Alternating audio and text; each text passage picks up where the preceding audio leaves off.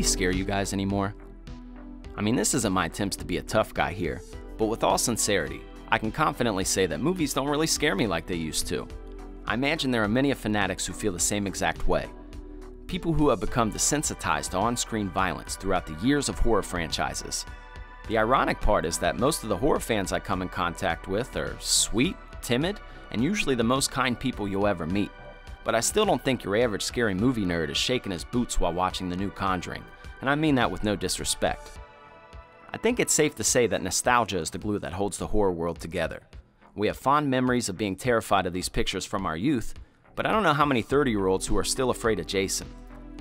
The movie we're talking about today not only scared me as a kid, but it's gotten scarier as an adult. Jonathan Demme's 1991 psychological thriller, Silence of the Lambs, an adaptation of Thomas Harris's best-selling novel. Hannibal Lecter is hands down the scariest on-screen human ever.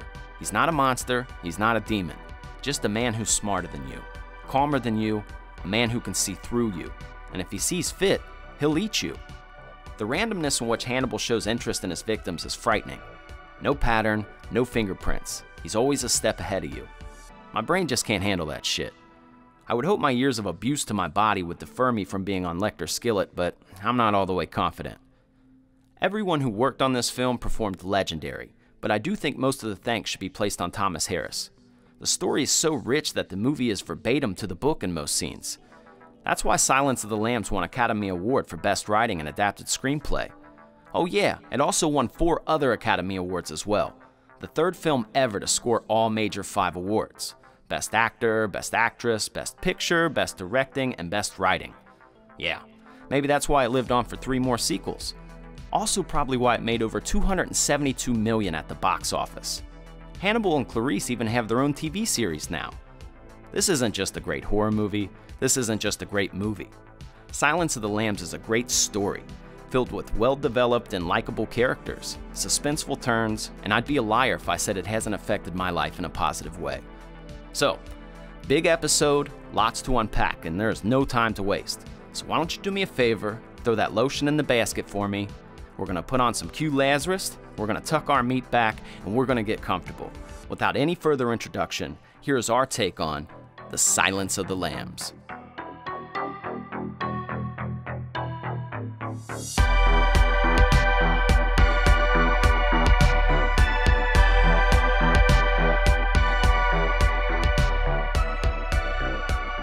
Boom! Welcome to Sloppy Horror Podcast. I am your host and your scary movie companion, Christian Ramey, and here today, again with me, the best producer in the whole wide world, Mr. Ozark Mark, back again for another week clapping them cheeks.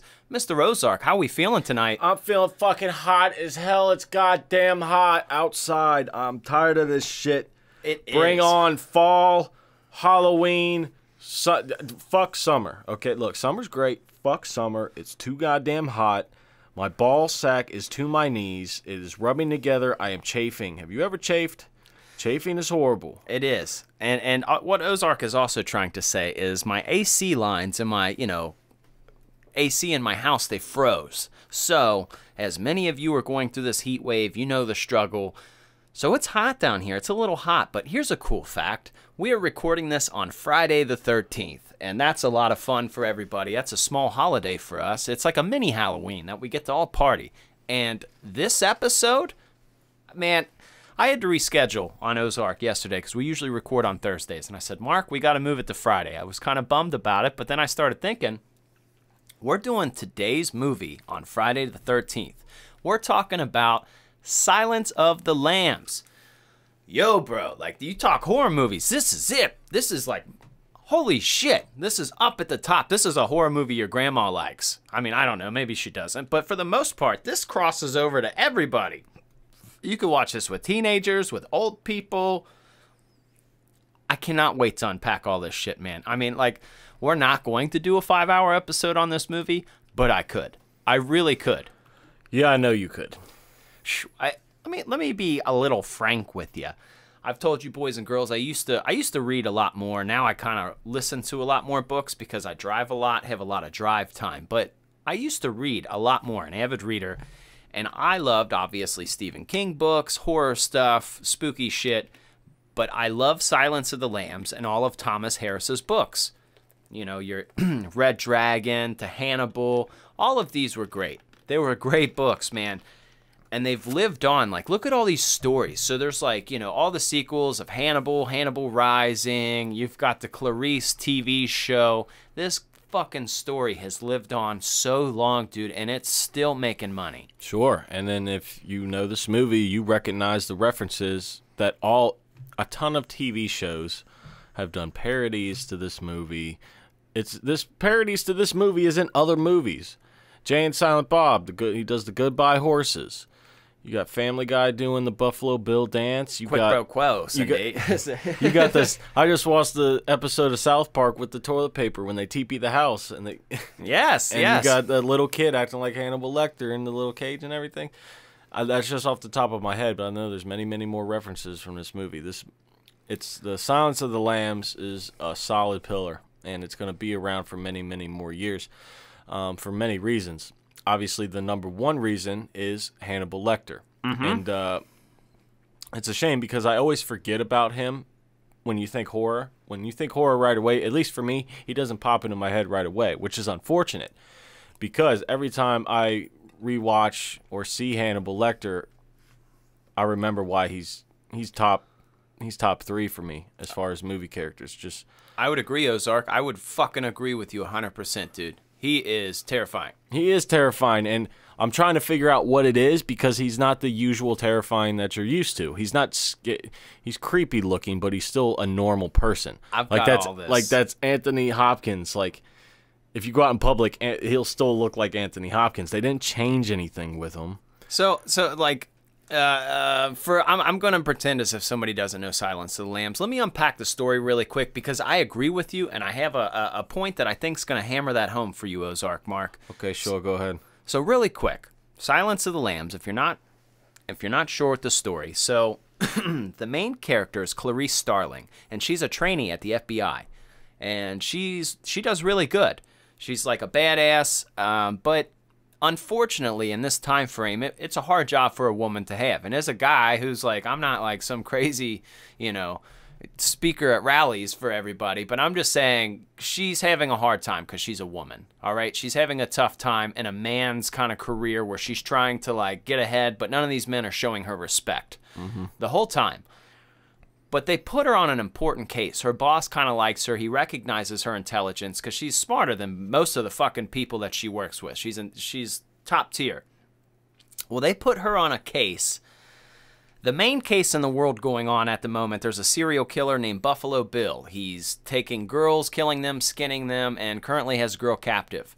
So what they're doing is they're trying to pick the brain of some of the serial killers that are locked up in jail. You know, kind of get the psychology behind it. Maybe they can help them with answers. So they send Clarice to interview a prisoner, but this prisoner is not just your ordinary prisoner. This is Hannibal Lecter. He was a psychologist. He is super smart, and he's Hannibal the Cannibal. He's known for eating his victims, okay? The guy's got a crazy story. So Clarice goes, interviews this guy throughout a few interviews with him in jail, and they're also trying to hunt Buffalo Bill in the process. It's a thriller, it's psychological, it's just a rich, rich story. But we're talking what makes Hannibal so fucking scary. I mean, from the first moment you see him, because he's not in the, like, I don't know, this movie's maybe 2 hours long, and he's probably in 15 minutes of it. And that's all you really need from him. It's one of those things that we discuss. But Clarice, she goes to meet Hannibal Lecter.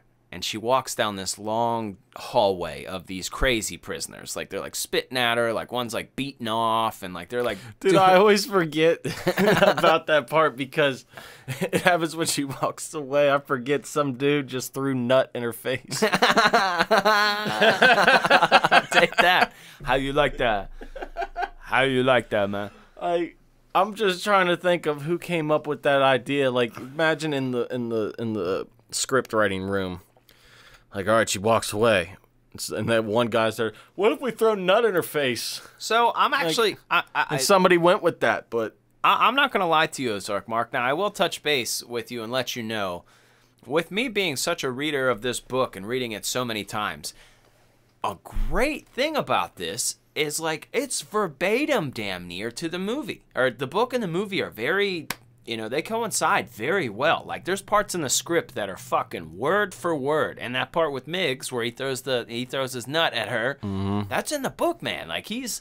Well, that's good, because that's probably why I think this movie was so successful. Because movies that are based on books, if they don't stick to the book as much as possible and they try to go off a different direction and things, it really doesn't work that well. They don't last that long. They don't become this legendary like this one is. So that's probably why, I think. And if they do, it's going to have beef with the writer, like Stephen King and Kubrick with The Shining. It'll be a thing. So I agree with you. I like how they stuck with it. Let me ask you this real quick. What do you think is more popular among people who have seen between the two movies, The Shining or The Silence of the Lambs?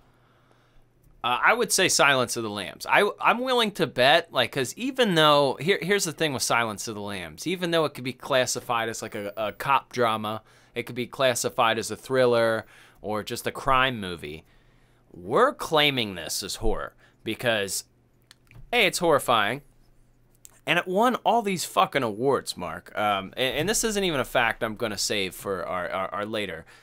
But this won, like, all of the 5. Like, Best Actor, Best Actress, Best Picture, Best, like, everything. I forget what they all are, but it was the 3rd film to ever do that, to win all 5 of the Academy Awards. That's how fucking incredible this movie is. Oh, wow, I did not know that. Yeah. It's like, I don't even care who you are. It's a story that could suck you in, and people that don't necessarily claim it as horror. I mean, at that time when it was released, they didn't want to call it horror because of the stigma. At the time, think of the movies coming out around 91 that were horror movies. They didn't want to put this in the same chapter as, like, People Under the Stairs or things of that nature. Even though they're great movies, this is something else. So it lived on. If you could pick between the two, I would say more people watch Silence of the Lambs because it is scary.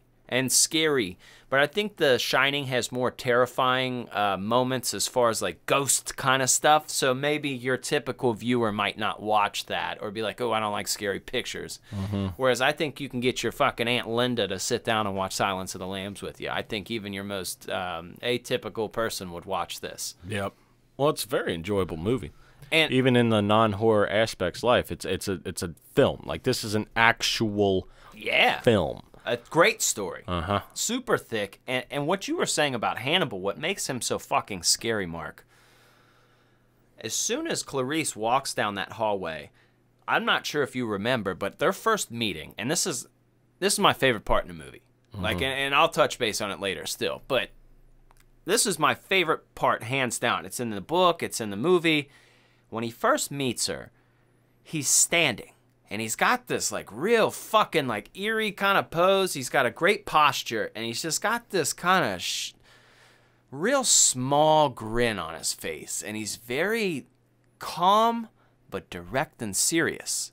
And he, like, sees fucking through you. That's crazy, man. Like, could you picture being like, hey, what's up, man? How are you? I'm Ozark. And he's like, you've always wanted to be an Ozark, haven't you? But your parents didn't name you that, didn't they? You always seem to need to change your name to see bigger in the crowd or the lights. Tell me, Christian, did you always like white bandanas? Why do you like white so much? Like, exactly. And it's like, hey, I'm not ready for that smoke always. Like, and he's actually right. Like, he's not like, you know, usually if you're on the internet and somebody's like, oh, and they talk shit to you, it's like not real. He sees right through you. He gets everything correct. It's pretty much insane.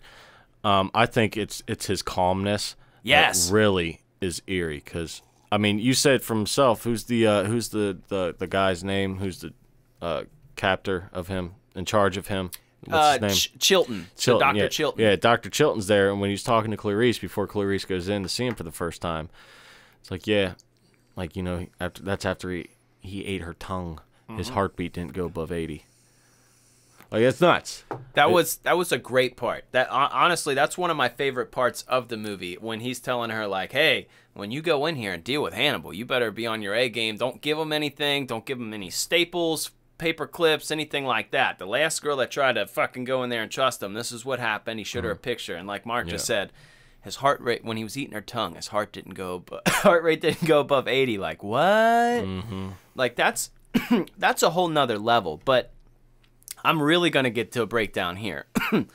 Because there's a lot more going on. There's metaphors. There's all kinds of shit. So Clarice and Hannibal is my favorite love story. Out of any movie, out of anything, it's my favorite love story because Hannibal is a fucking animal. And he likes to play with his food. If you are a person that's dumb, Hannibal's not and fucking intrigued by you. But from the moment she walks in, she says, "Hello, I am Agent Starling. I would like to talk with you if that's all right with you." And he said, like, from the very beginning, he's like, "You're one of Jack Crawford's, aren't you?" He didn't say, "Hello, I'm Hannibal." It's a game of ping pong. This whole conversation, I'm not kidding you, be it fucking radio, phone calls, TV shows, movies. This is one of the best interactions between two people, like, ever, because they're playing with each other. It like makes my hair fucking stand up. He's like, "You're one of Jack Crawford's, aren't you?" And she's like, "Yes, I'm here, to ask you a couple questions if you'd like to answer, blah, blah, blah." And he's like, "Jack Crawford's in a trainee." Or no, he has to see her credentials. Remember? He's May I like, see your credentials? "Closer." Closer. Very creepy, right? And she's like, you could tell. And he looks and he says, "It's about to expire. You're a trainee. You're not even an agent yet." And she said, "No, sir." But the thing with Clarice is she's pure. And that's why she's kind of Hannibal's kryptonite, because most people, Hannibal ends up getting like a crush on her. Mm-hmm. And this like weird, he loves the banter back and forth because she's like a Captain America, just always like kind of sticks to the, hard work and that's it. She doesn't have much sin. And it's like really hard for him because he usually uses that against people as a psychologist. He always is reading through you. So she says, she's going back and forth, kind of also answering his questions with questions. And then he said, "You wear Evian skim cream, except not today." And he's right because she doesn't respond. And she says, like, "Can you look at these and give us your opinion on these?" And he says, "No, no, no, no, no. You were doing so good." Because before that, he says, "What did Miggs ask you before he walked down the hallway?" And she said, "No, what'd he say to you?" Yeah, he said, "What did he say to you?" And Miggs, he's that weird guy we were talking about that beat off. And he said, "I can smell your cunt." And he said, "What did you say?" And Clarice, you could tell it made her uncomfortable, but she's like real like, he asked can you smell your cunt? And he says, "That is weird because I cannot." And he's like just so like chill, right? Like he's so chill. But he's messing with her. He's playing with his food, seeing how far it'll run away. He's the ultimate mindfuck. Dude, he is. But he gets really mad because as soon as he says, "No, you're doing so well, you blah, blah, blah," and he's expecting her to buckle, and she says, "Well, you're either going to answer it or you're not." Mm-hmm. And he gets kind of shitty with her, and he says, "You know what? I see past your cheap shoes and your cheap bag and that accent you're trying to cover. You're just one stage away from poor white trash." And, you could tell it got him. Mm-hmm. And, like, when you're just watching it casually the first time, you don't think that. You're like, here's this creepy dude. But the more you watch it, watch how that works. He's in charge. He's in charge, the skin cream, the this, the that, like, And then she says, "You're either going to answer it or you're not." And he's like, it really caught him off guard because he gets real shitty with her. Mm-hmm. And then Miggs starts screaming in the cell down there. The scene starts to heighten and the music starts to heighten. And he says, "Go away, Starling. Fly, fly, fly." And she starts to go away. And then he says, "Wait, Starling." And he brings her back and he gives her one last little interaction. Now, the reason I've chopped so deep into this is because every time they talk, it's like that. It's a game of ping pong of control. And his kryptonite is her because you could tell he wouldn't want to kill her. If he had a choice, he would want Clarice to accept him as he is and, like, marry him. Like, he really fucking loves her because she's so pure. Mm-hmm. It's like seriously my favorite relationship on TV because he, like, obsesses with her. And it's very playful. Like, it would be like, if your husband was Hannibal and he actually loved you and didn't want to eat you, you'd have, like, the coolest, most, like, fucking cultured husband ever. Because, like you said, he's so calm looking. Dude, the entire scene where he kills the two cops. Calm as shit. Classical music on? He's just classical music, just looking around like, oh, here we go. I can use, here's a knife. There we go. All right. Ready when you are, Sergeant. Just, anybody else in the world should be antsy, trying to escape a place where cops are. He's just casually enjoying himself because he knows he's in control and he knows what's going down. The whole fucking time. I'm sorry, Marco. Yeah. Just putting that there. He's in control. He's scary when he's killing the cops. There's no fucking...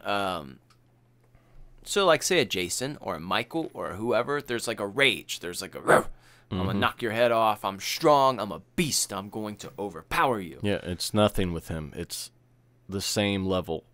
So calm. All the way. But his stare, though. The shots of his eyes. I picked a shot of his eyes behind me this time for this episode because his stare is... I can't even explain it, the way it makes you feel. I guarantee you it makes you feel a little bit unsettled when the camera goes right into his eyes and it's staring at you. The close-up face shots of Hannibal Lecter talking. Yes. It's unreal. It is. There's a really funny, like... Right when you go to that first scene, right when they talk, if you press pause right when it goes to his face first, like right before the talk happens, he's got this real funny fucking smile. It could go like behind you too. It's great. Yeah. Weird fact about Anthony Hopkins I did not know, but he stated that he is on the autism spectrum. Like I heard that recently. He said he's like slightly autistic. So it kind of adds to his reason of why he killed Hannibal so well, because he's so like articulate, almost just got that he's just got a different thought process, brother, and it's fucking eerie. You don't want somebody thinking through your shit. Like, you don't even want to go to your friend's house and then be like, well, if you didn't date that last person, maybe you wouldn't be in this situation. You don't want your friends saying that. You'd be like, fuck you, dude. Like, I don't want to hear your shit. Like, if somebody could literally look through you with just meeting you and just, like, drive a nice car, don't you, Muck? You like nice cars? You're like, don't start with me. Don't fuck with me. Well, no, we ain't doing this again. Shut the fuck up.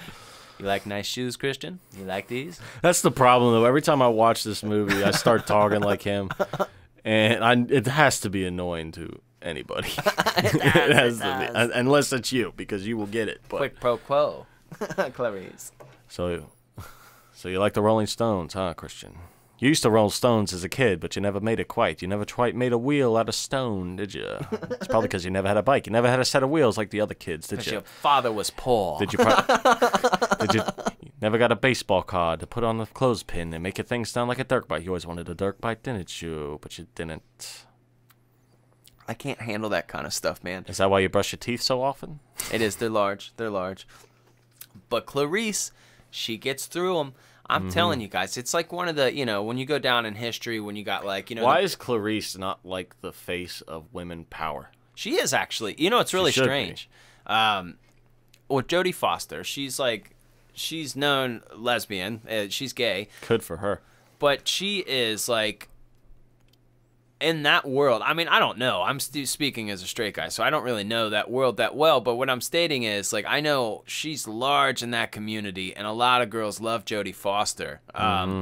And I could totally see why, dude. She's a fucking badass, dude. She takes out Buffalo Bill. Like, this whole time, she's, like, dealing with one of the craziest individuals who live on the planet, if not the scariest. Like, and not in a boogeyman, not in a Freddy Krueger senses, in, like, a real-ass way. This dude's educated, and he's fucking scary. And he's thinking and obsessing of you. Like, I don't want any prisoner obsessing over me. And then on top of it, you're trying to save from Buffalo Bill. Now, here's what we're going to do. Because this movie's so great with those two characters, we can't not mention Ted Levine's character as Buffalo Bill. Ted Levine's a great actor. First off, one of the coolest fucking voices in the world. Yeah, he does. Was she a great big fat person? Hey, are you a size 14? Dude,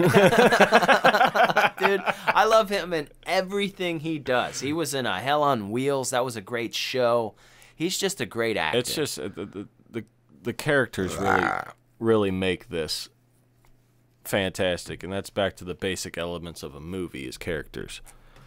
if you don't got great characters, your movies only go so far. It's the characters that make it. And you got this trifecta of Clarice, Hannibal, and Buffalo Bill. It's perfect. They'd be perfect. I mean, if you put them all on a map, they'd make a perfect triangle. I agree. It's perfect. It's perfect. I agree. You're not. There's no lie in that, because not only are they perfect in the triangle, but it breaks off further. Like Jack Crawford. What's that guy's name? What the hell is that guy's name that plays that fucker? What's his name? What's his name? Hold on, let me look at my notes over here. Mr. Christian Ramey. Scott Glenn. Scott Glenn. Yeah, the actor, he played Jack Crawford, so Clarice's boss. Mm-hmm. And that's like a top tier fucking actor. He's amazing. But even like he's a real actor. Yeah, even the guy that played Chilton, he's a great actor. All of these people, like, you know who I really liked and I think is probably your favorite character in the movie? Like, aside from the horror? Mm-hmm. When Clarice, because, like, Hannibal starts sending her out on missions, like, on little, like, playing games of Clue, telling her shit so she can go research. And he sends her to this storage locker, and there's, like... When she gets there, she can't get in the door, and it's like this Russian dude, and he's like, "Nobody's been in here 10 years."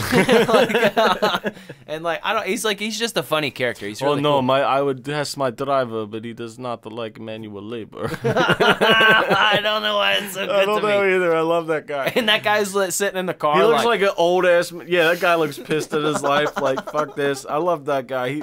He looks like an old, like. You know the characters that are in like the old like magician lamps or something? I feel like he'd be a guy that owns a warehouse full of those. He does, dude. He like owns Gizmo and the Gremlins. Yeah. Like, he'll sell them to you. That guy's awesome.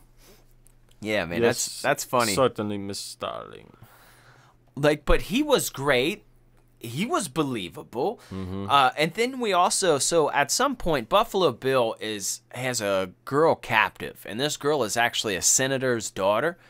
And he's keeping her captive. Buffalo Bill's M.O., if you're unfamiliar with the movie, he's actually, they say he's not trans, or that's what Hannibal said, but he is just in a weird thing where he likes to cut off the flesh of women in like a suit, and he's like stitching together a suit, and he wants to wear like women's suit and walk around with it. But like that's what he would do, but it was like really weird because he's like, he was abused, and it was like one of those like victim grew up to be monster kind of deals. Well, he's got a girl captive. That's where you hear the legendary, it puts the lotion on its skin. You know, that's because he's got her down in this well, and he keeps making her put on lotion because he wants her skin, obviously. One of my favorite quotes from this movie is like when shit starts going down towards the end, and Catherine down in the well, she's trying to save her life, man. She noticed there's like fingernails stuck in the tunnel. Like she noticed that people had died here, and she ends up getting a little dog to come up to the top of the well, Buffalo Bill's little dog, and she gets him. Like she has this little bucket up there on a string, and she pulls it, and it knocks the dog down there, right? And she says, "Mister, I got your dog. She's hurt real bad." I don't know why that fucking makes me laugh so much. "Mister, I got your dog. She's hurt real bad." It's so funny. Like I laugh at that. But that girl crushes it. She's terrified. Like you believe her. She's real. There's real terror in that girl's eyes, it looks like. As a person who knows horror movies and knows girls in horror movies, there are a lot of prime examples of bad acting, and not just girls, guys too, but just that, this girl's going fucking nuts. Crushing it, dude. Whole movie, superstar actors, they're all gelling, they're all killing it, and it's all from this groundwork laid out by Thomas Harris. Thomas Harris crushed it with his story. I'm telling you, if you were to read the book, if I were to send you the audiobook and you were to listen to it, it would just sound like you were listening to an audio version of the movie. Like you wouldn't be like, what the fuck are they talking about, man? Can I give you a cool little tidbit about this too? Sure. So, that reminds me of Blair Witch when you say sure like that. Sure. Yeah, well, it's like Boston, but there was a part with Josh where they're like, "Can you run the cameras?" He's like, "Sure," when they're in the hotel rooms. I don't know why I say that, dude. Throughout our lives and the time we spent together, the reason we say things, I don't know why we say them anymore. I don't even know where they come from. You keep them. You know what's funny is Cassandra, she went to go get her eyelashes done or whatever, and she had an eyelash appointment, and the lady had major pain on in the background, so she was just sitting there, but she has to close her eyes so she can't watch the movie, so she was listening to major pain. Yeah. And she comes, she's like, I never realized how many of your sayings came from this movie. I was like, really? Because I don't remember like half of them. I know, like they just end up coming out. Yeah. What'd you find, a piece of candy in your pocket? So, an interesting theory that I heard, because the score is an actual score in this movie. It's like a, symphony, pulling it in. Yes. Interesting theory. And it might not be a theory. It might actually be what the fuck it is, but I've never heard anybody from the production team say it. So, the score in this is Clarice's feelings. The whole and like it's like kind of one of those Wizard of Oz like Dark Side of the Moon kind of things, but maybe it is totally what it's supposed to be. What I'm stating is, as you're watching this, as the score is going on, because there's a lot of scenes where Clarice is alone, and you're watching her process events. You're watching her at work, kind of get the shaft from all these asshole dudes who aren't giving her respect. You watch her after, like, even after that first interaction with Hannibal, somebody for real just threw fucking semen on her face. Hannibal just looked through her, chewed her apart, and that fucking weirdo Chilton asked her on a date, right? She just went through all this shit, like, you know what I mean? In, like, the short amount of time. Yeah, that score was pretty intense during that when it all happened, too. Yeah. Well, she walks out, and she just goes... Just took a breath, bro. She didn't like, like, she held her shit together, bro. Like, kept her cool, but the score is getting heightened. It's always her feelings. Even that part where she's going through the storage unit, like, it's starting to build, and then she finds that head in a jar, and it's, like, up here. Watch Silence of the Lambs again, and as the music goes, pretend... That's the thing. I'm starting to see why... That's very believable. I know it's just a theory, but I'm pretty sure that's true because that makes a total sense. Now I'm thinking about scenes and I'm thinking about the score in it. This movie, dude, this movie gets a whole lot better when you understand more of what's going on, when you start paying attention to things. It's like The Departed. Yeah. Like I'm telling you, just the first interaction between them two, like it's so, you dissect that and then you watch it again, it makes it so much better, even though, like, it's gorgeous, dude. It's insane. Like, you have to watch this movie maybe like 20 times to make sure you catch everything and really appreciate it for everything that they did. For all of you guys who are, horror fans that listen to our shows and know Silence of the Lambs, we're going into spooky season. Please watch it again and very much look at that ping pong battle between Clarice and Hannibal. It's such a love story. It's such like a... I love watching him intrigued. Like, and I thought that was really funny because when he says, no, you were doing so good. He just immediately broke character. He was letting her in. He's like, no, I'm running a game here. You don't know. No. Let's keep it going. Keep coming back at me. Give me a reason to read this. Come on, you're doing good. Like, it's such like he's such a fucking playboy, but his level of like play and banter is deadly. It's like when you see a fucking a lion playing with the baby gazelle for a couple seconds before it takes it out. You're like, uh-oh, you're going to die, little thing. You better get out of there. You don't know what's happening. Oh, no. Yes. That's amazing stuff. What's even weirder, though, like, I've been thinking that I know a couple things. Have you found things that you've known in life? Yeah, probably. All right, let's think about it. I know.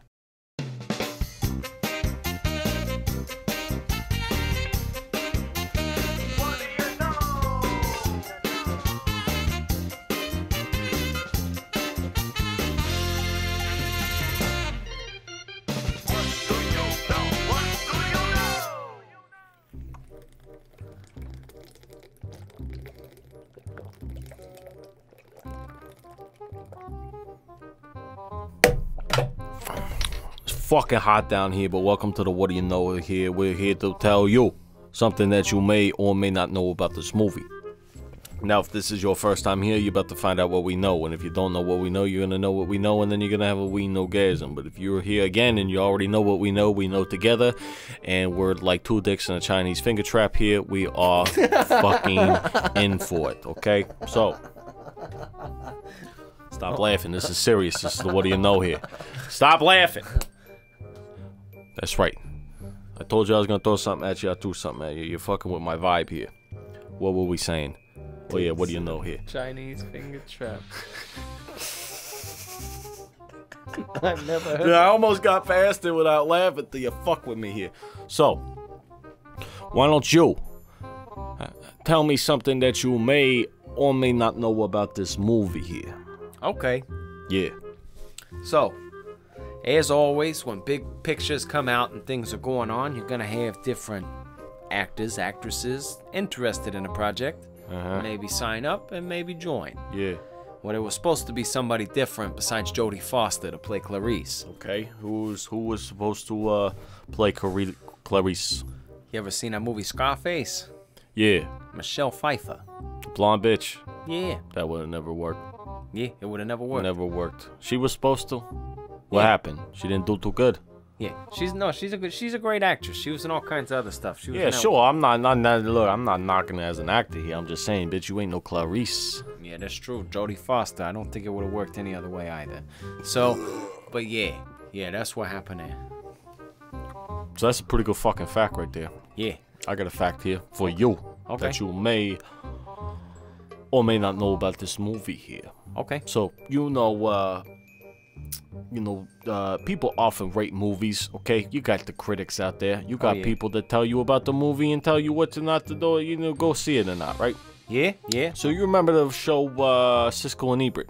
Oh, yeah, we talked about those guys. We remember those those fucking assholes who gave Friday the 13th like one of the worst ratings ever in history here. So that fucking asshole, Gene Siskel, the skinny guy with the glasses who you want to slap in the face. That guy. This son of a bitch. No class. I'm telling you, no class. No fucking class. He gave this movie a thumbs down. He gave it a thumbs down. Whoa. I didn't even know that's possible. No, that's horrible. Even with gravity, it's impossible for you to talk about Silence of the Lambs. Even relax your thumb. Watch, I'll relax my thumb right now. It's still up. It's still gonna It's be still up. It's a fantastic movie. Gene Siskel, what a fucking asshole. I know, and I feel bad for that guy, because he, I don't know if you saw him, his last few years on Earth, he, did not, he was going through some medical problems. He didn't look great. I felt bad for that guy, but every time I'd see him, I would think about how shitty he would review all the horror movies, and how, I get if they're not your picture, but, you have a large platform, a movie platform, but, I guess it kind of helped, because by him shitting on it, it made him that much better, because I don't think I'm going to like the same movies that guy liked anyways. Nah, it's all about taste here, and he didn't have the acquired taste. Can we get the list of his thumb downs movie, and I'll probably like all of those. His what? The movie he thumbs downed. He what? All the movies that he gave a thumbs down to. Oh, thumbs down. Yeah. I thought you said thumbs down. Thumbs down. All the movies he had a thumbs down for are probably good movies. Oh, I'm sure they're great movies. Yeah, that's probably the best movies in the fucking world. I know. You ever watch a 2-star Netflix movie and it was great? Yeah, Same presence. Same presence. All the time. So that's great. That's all I know.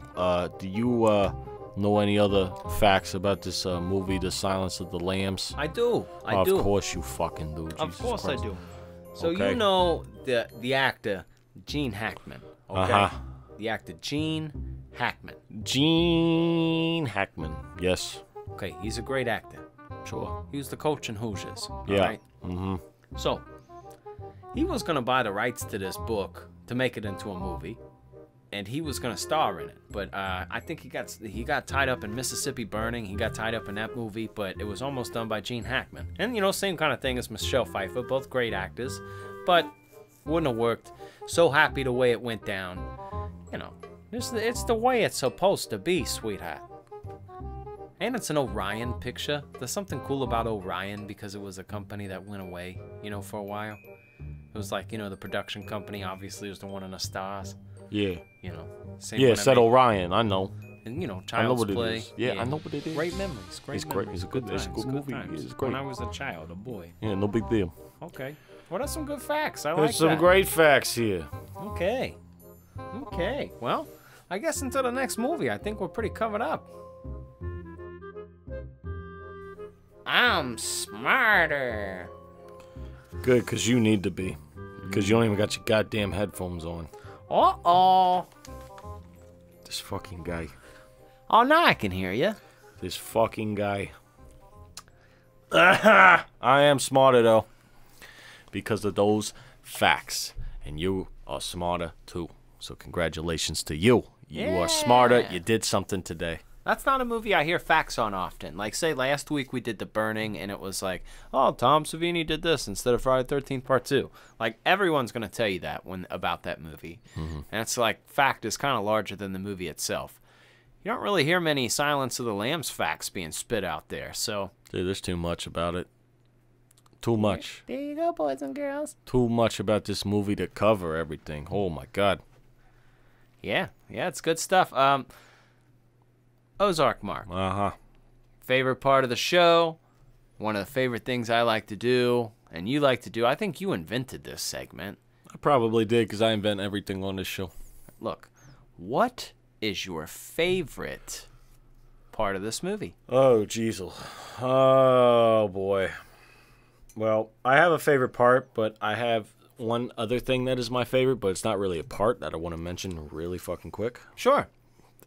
That cop's sergeant's mustache Yeah, what the fuck, dude? is killing me. It's like a half-ass. It reminds me of like the Pringles guy, but it's like so thin and horrible. Like, that's the worst mustache I have ever seen. It's like a Musketeer's mustache. I laugh every time that guy is on screen. The inside or out. Like, I remember watching this again, and when he first comes up, like, I bursted out laughing. So next time, boys and girls, you're during this movie and you see the sergeant of the police, you know, when Hannibal's escaping, he's down there. His mustache, you can't look away. It's like He's on the 5th floor. It's like Austin Powers looking at that mole. I can't look away from it. So I just wanted to mention that part real quick because I always love that guy's mustache. But I don't know, man. I got to go with the infamous Buffalo Bill scene where he is dancing. Oh, yeah. How have we not talked about that yet? I don't know. Oh, man. You've seen it parodied in the Clerks 2. It's in the Clerks 2. I think Family Guy did it.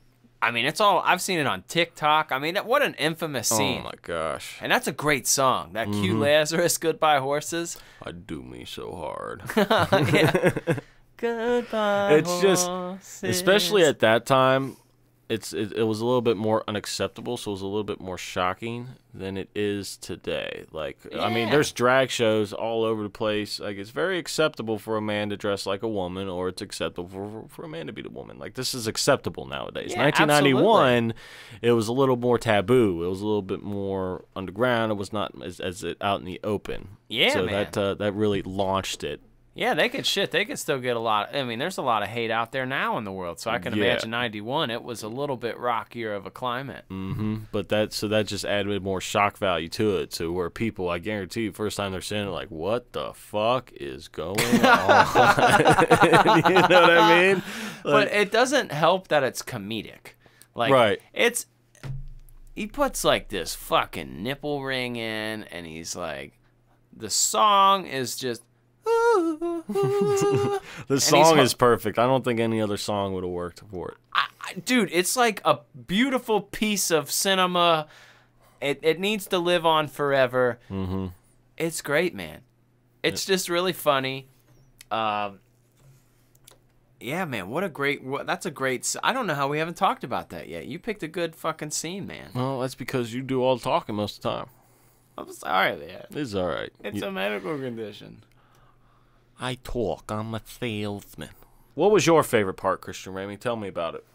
What are you going to pick? I think you said it before. Are you going with that same one, or you got another favorite part? That's like a 10-minute scene, that opening like banter between Clarice and Hannibal. But there's a part, I mean, it's one of the legendary lines where he says, because he's starting to get pissed off once. You know, he's starting to get pissed off because she's giving it right back to him, but in a professional way. And he says... A census taker once tried to test me. I ate his liver with some fava beans and a nice Chianti. And, like, he just said it with this, like, crazy-ass, like... Just his look, his facial expressions, his stare. Oh, I don't think... Man. Do you remember seeing him blink ever?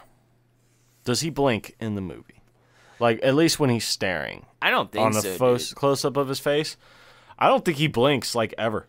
I don't think so He either. might blink. I know he has to blink at some point in the movie. I know he does, but I don't remember seeing him blink. Yeah, I don't either, dude. I don't either. You know what's a part that I also kind of like? I like seeing like him at the end because it added like a fucking scarier element to it where it was like he was free and he was at that fucking restaurant and he's like just dressed in like his like Panama Jack clothes, just chilling, dude. Nobody would know who the fuck he is, dude. If you're a server, you could be serving this guy. He's like holding his drink with a napkin and stuff. Like he's so smart. Yeah, he can fit right in. He can be among you. You don't even know it. And there's no telling who he like most killers or most things are predictable. You're like, why did Jason pick you? Oh, because we were having sex at his lake. Oh, okay, well just don't do that. Like, why were you killed by Michael? I was, like, hanging out with his sister. Yeah, don't do that. Don't do that. Like, everyone, there's usually some kind of, like, self-explanatory. Because I don't know what Michael Myers would do in the sense if he did see, like, a mom and her baby. He might just walk away. You know? But Hannibal Lecter, there's, like, no telling who he's going to put his thumb on. It's like so scary, dude. He could just come to your restaurant and be the most polite guy ever and so smart and sweet and tip you and just be so cool. Or he could eat your face.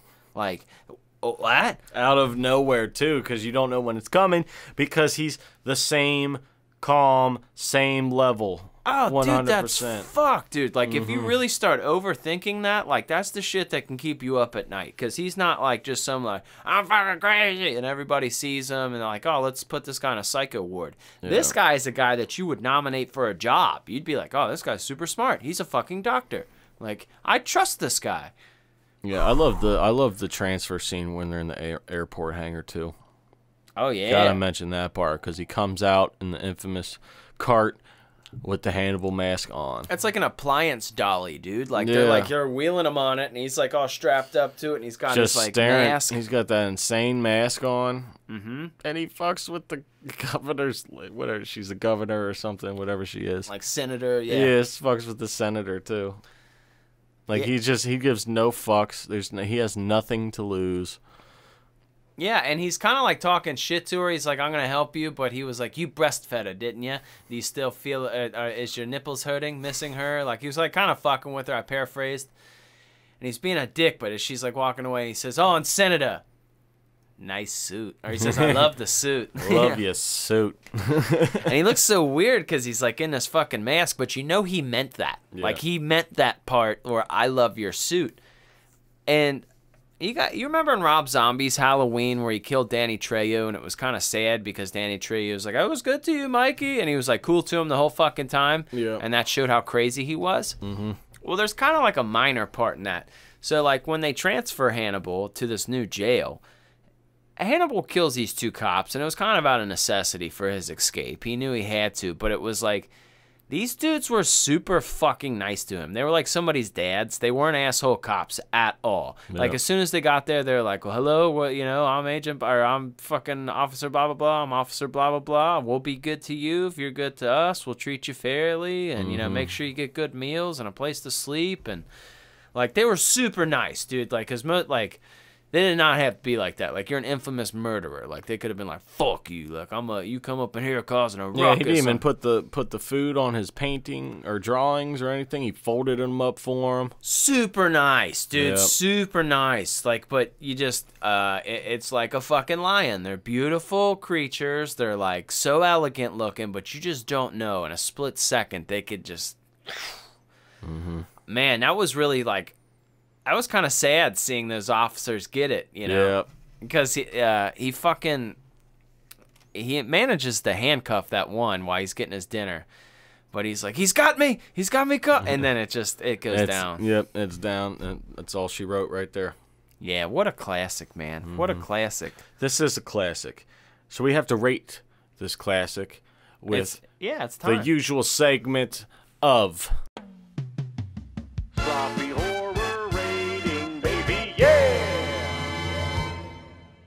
It is the sloppy horror rating. This is the part with Christian Ramey. He's going to rate this movie. He really likes movies, doesn't he? He likes to watch them as a kid. He watches them as an adult, a teenager. He really likes watching movies all the time in the bathtub. You can still hear the movies, can't you? You can't hear the movies in your mind, can't you? You could probably go a whole box set of movies. I don't know why you buy movies anymore. They're already in your head, aren't they? So this is the part of the segment here where Christian Ramey, he's going to rate this movie. We got the nice solid system here. It's pretty solid. It's a 10-point system. 4 categories. 3 of the categories worth 3 points. 1 category worth 1 point. For a total of 10 points altogether. That's right. I said it before you, so fuck you.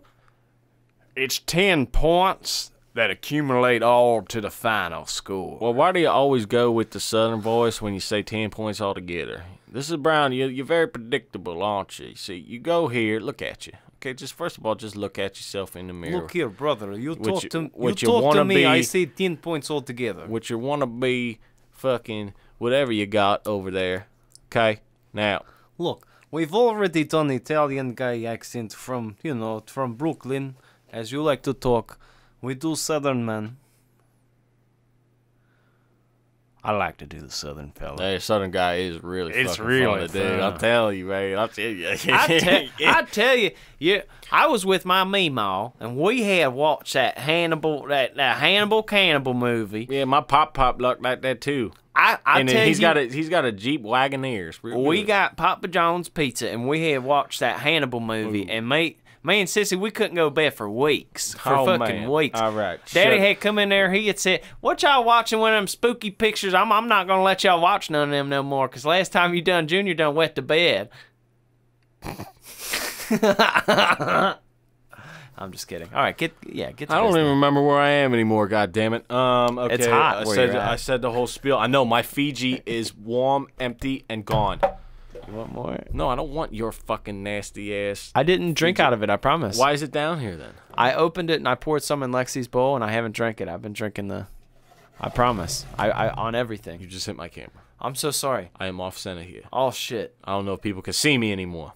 I don't want your damn Fiji Okay, water. I'm sorry. I felt bad. I was giving you a life source. A source of life. Source. I'm going to use that every time. That's a good one. You're 70% water. Oh, man. Just go to a restaurant. What can I get you to drink? The source of life, please. Just see what they say. The source of life. The source of life with frozen pieces of the source of life. Yes. So, fuck. Okay, so we're going to go on to the first category here in the Sloppy Horror Podcast rating.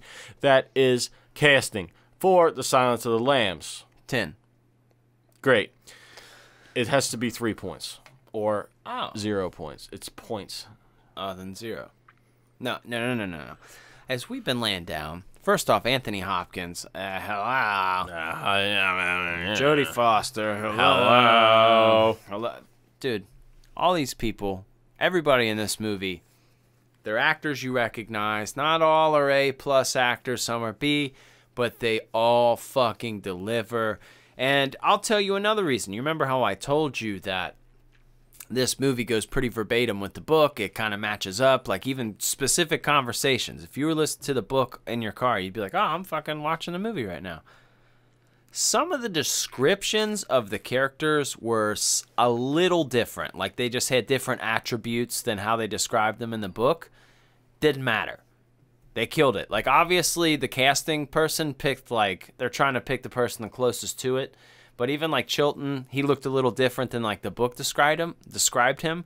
But that actor, every movie he's in, he just looks like the squirrely little fucking guy that you don't like. Yeah. And he murdered it, dude. Murdered that role. I even liked his assistant, the Barney. Guy's like, hello, I'm Barney. Yeah. I'm going to take you down. I'll take your coat. Barney needed more screen time, though. He did, dude. Thank you, Barney.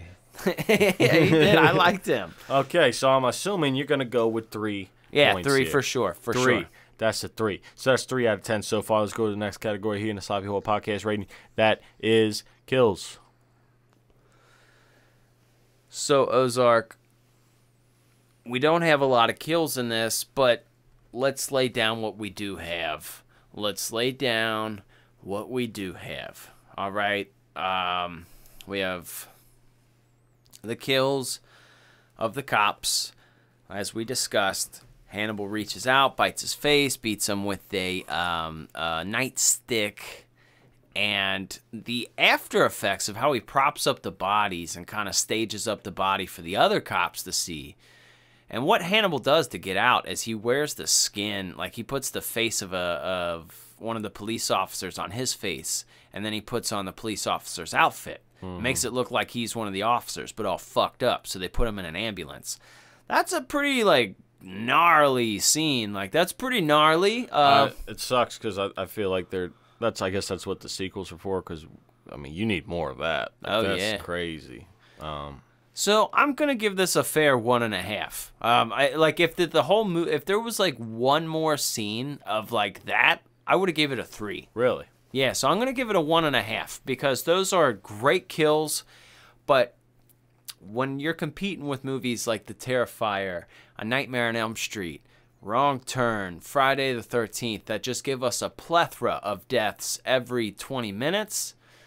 Silence of the Lambs is a strong, amazing movie, but it's not for the kills. So I'm going to give it a fair 1.5. Okay, fair 1.5. So that is 4.5 out of 10. Going on to the third final 3-point category here in the Sloppy Horror Podcast rating. That is fear. Basically, is this movie a scary movie? So for anybody who's familiar with the show, this is actually the toughest category. This is the toughest category for you to get a 3. Yep. Because casting I'm pretty liberal with, because you don't have to be a A+ actor. All you really have to do is work together on screen. Do I believe you? And at that point, I'm like judging the casting director. Picture my 3-point rating for casting, almost on the casting director's shoulders. Like, did you do a good job at picking people that work together? But when it comes down to fear, it's really tough because we're dealing with older movies a lot of times, and sometimes CGI after a few years doesn't make it as scary. It's close to our heart. We love it. The concept is scary, but it's not actually fucking scary.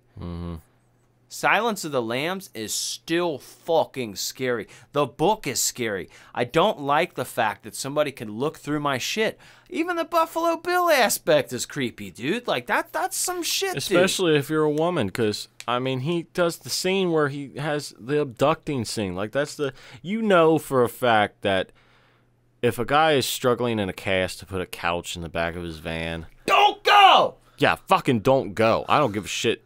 Don't help him. Do not help him at all. Never. But that innocence, it's like it takes just like that.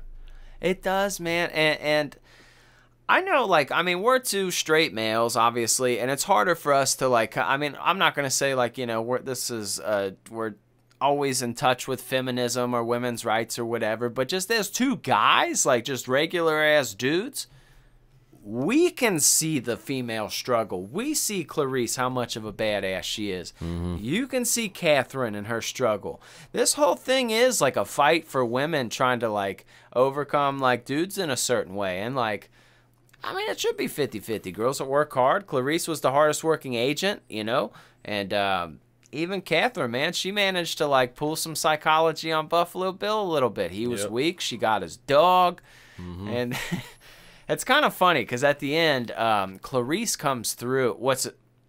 So it's a really fun little thriller down to the fucking end. So Jack Crawford and the other boys think they've caught Buffalo Bill. And they're like, we're going to his place to catch him.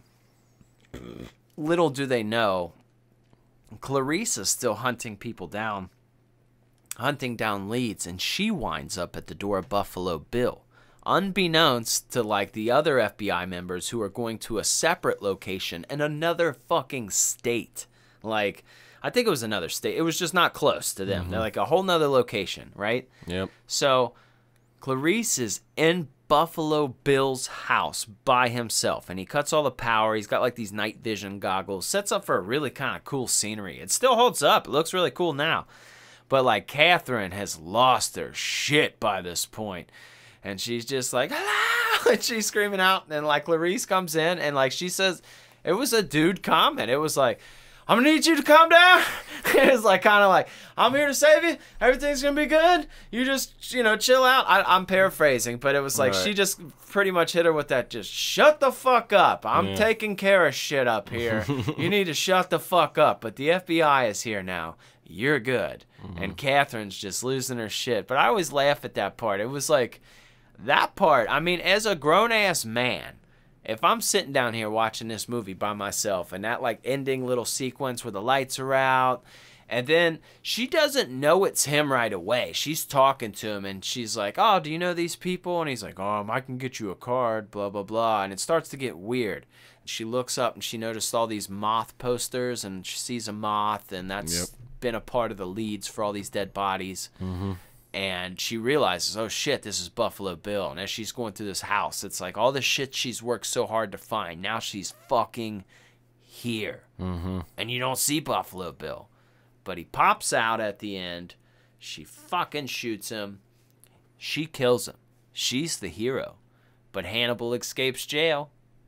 So it leaves an open door. Closes one, leaves one open. Well, like, what a fucking beautiful story. Thomas Harris, what a beast, dude. I hope he gets infinite BJs, dude. Like, for the rest of his fucking life for making this story. I hope right now, as we're talking, Thomas Harris is getting his balls sucked on and his fucking helmet head as he speaks. Because this is great, dude. Even a Clarice TV show. Have you seen that, dude? It's decent. Like, I haven't watched all of them, but my daughter and I, we watched, like, the first 5 episodes, and it was good. Like, it was fucking good. This guy makes rich content. I love Stephen King. I love him. But sometimes his story or his characters step into, like, their book characters. They're a little silly. Like, they have these little quirks to them. Thomas Harris has, like, maybe not as many ideas as terrifying as Stephen King. Stephen King has crazy ideas. But his characters, bro, fuck, dude, to write this book all this time ago, and we're still fucking talking about it. And not like a regular, like even like The Burning we did last week. Yeah, we're talking about it. But The Silence of the Lambs is relevant as fuck in 2021. Goodbye Horses dances on TikTok, Clarice TV show, all this shit's going on. This is good, man. This is good stuff. Did I give you a rating for 3 because it's for fear because it's fucking 3, man. It's fucking 3. It's scary as shit. Okay. Good, because I'm pretty sure I thought you forgot what the fuck we were doing. It's 3, so baby. So it's 3. So that's 7.5 out of 10. We're just gonna skip the next fucking category because he fucks with the movie. So that is 8 out of 10 altogether for The Silence of the Lambs. Now, if it had probably 1 or 2 more kills in it from Hannibal Lecter, it would be 10 out of 10 fucking for sure. But it's not. It's 8.5 out of 10. Now that you've went on that goddamn longest Slobby Horror podcast rating segment ever, we're down to just about a minute here in our show. So I got to tell you something, though, real quick about the rating. Okay.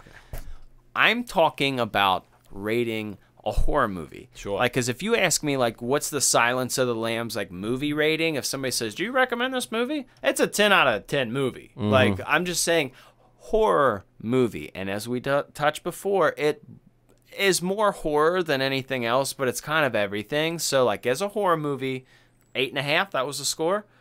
8.5 out of 10, yes. That's a solid score as a horror movie, and it's not even a full horror movie. Sure. So you're saying, I've got a few seconds here to tell the people what's going on. Yes, okay? you do. Or anything. Okay, so anything look, you want to tell them, now is your time. This is episode 2 of our 13-episode season, okay? Episode 12 and 13 will release on the same date. Our 13th episode will be on our Patreon. If you do not want to get it then, it will be released to you sons of bitches on Sunday, a day earlier than usual, and that Sunday will be Halloween Day. So you boys and girls, while you're hanging out with your kids, you have an off day probably because it's Sunday. Maybe you don't, and I'm sorry. You can listen to us on the way to work.